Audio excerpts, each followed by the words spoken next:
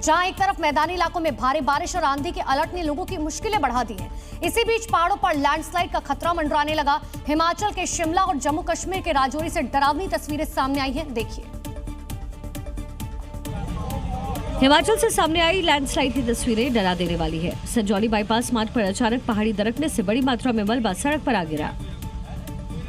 रात की बात ये रही कि जिस समय लैंडस्लाइड हुआ उस दौरान सड़क से कोई गुजर नहीं रहा था, जिससे बड़ा हादसा टल गया। भूस्खलन की वजह से पास की बहुमंजिला इमारत पर भी खतरा मंडरा रहा है। तो वहीं जम्मू कश्मीर के राजौरी में भी अचानक जमीन धंसने से लोगों में डर का माहौल देखने को मिल रहा है। ताजा तस्वीरें राजौरी के कोटली कलाबन गांव से सामने आई, जहां लगातार जमीन धंसने से लोगों के घरों पर संकट मंडराने लगा। जहां जमीन धंसने से खेतों, घरों और दुकानों में गहरी दरारें आई। नेशनल हाईवे 144A का काम चल रहा है मेरी शॉप के पास में, शॉप से नीचे ही। तो कुछ अर्से पहले से दो तीन महीने पहले से यहाँ पे क्रैक्स वगैरह डेवलप हुए मेरे स्ट्रक्चर में, मेरी दुकानों में। जो क्रैक्स जो 6 इंच के 4 इंच के इस रेंज में थे, वो एकदम से ज़मीन धंसती है और वो क्रैक्स जो है 1 फुट के 2 फुट के, और देखते देखते एक जगह पे तो 4 फुट का चौड़ा हो गया। हालांकि स्थानीय लोगों का आरोप है कि पास में चल रहे हाईवे निर्माण की वजह से जमीन धंस रही है और जिसके चलते संकट लगातार गहराता जा रहा है। और बड़ी खबर जम्मू कश्मीर के किश्तवाड़ से है। पुलिस को बड़ी कामयाबी मिली है। आतंकी नेटवर्क पर शिकंजा कसा गया। पुलिस ने आतंकियों के 2 मददगारों को फिलहाल गिरफ्तार कर लिया है। तो जम्मू कश्मीर के किश्तवाड़ से ये बड़ी खबर इस वक्त की आपको बता रहे हैं। आतंकियों के नेटवर्क का खुलासा यहां पर किया गया और पुलिस की तरफ से ये शिकंजा कसा गया। आतंकियों के 2 मददगार बताए जा रहे हैं, जिन पर शिकंजा पुलिस की तरफ से किया गया।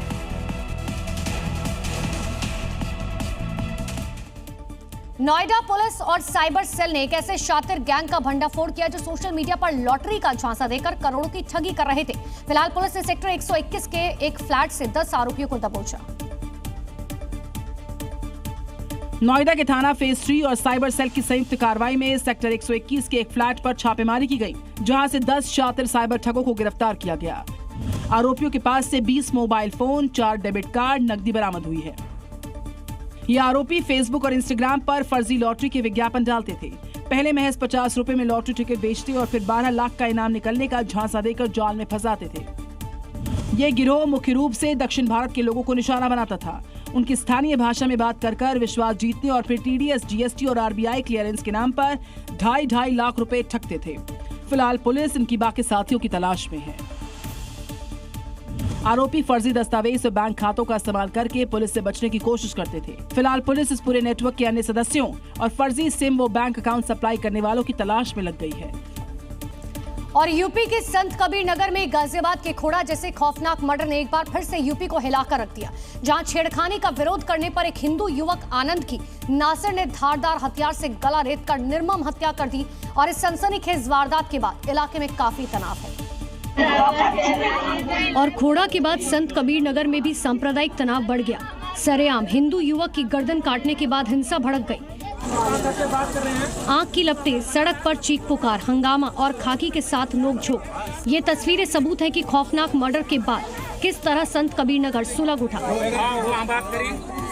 जानकारी के मुताबिक छेड़खानी का विरोध करने पर आनंद नाम के हिंदू युवक की गला रेतकर बेरहमी से हत्या कर दी गई। हत्या का आरोप लगा है नासिर अली नाम के युवक पर, जिसकी तलाश तेज की गई। इस खौफनाक वारदात के बाद पूरे इलाके में तनाव का माहौल है। देखते ही देखते गुस्साए लोगों ने आगजनी की, तो वहीं अब इस बीच आरोपी के एनकाउंटर और घर पर बुलडोजर की मांग होने लगी है। यह इच्छा बा कि मैंने खोज के ले आवे और जान के मतलब जाना कहीं लटका दें। जानकारी के मुताबिक कुछ दिन पहले एक शादी समारोह में मृतक आनंद की भांजी से आरोपी नासिर ने छेड़खानी की थी। आनंद ने इस छेड़खानी का कड़ा विरोध किया था। इसी रंजिश में नासिर ने धारदार हथियार से आनंद का गला रेतकर हत्या कर दी। अब देखने वाली बात ये भी रहेगी कि इस जघन्य अपराध के बाद क्या यहाँ भी खोड़ा जैसा इंसाफ देखने को मिलेगा।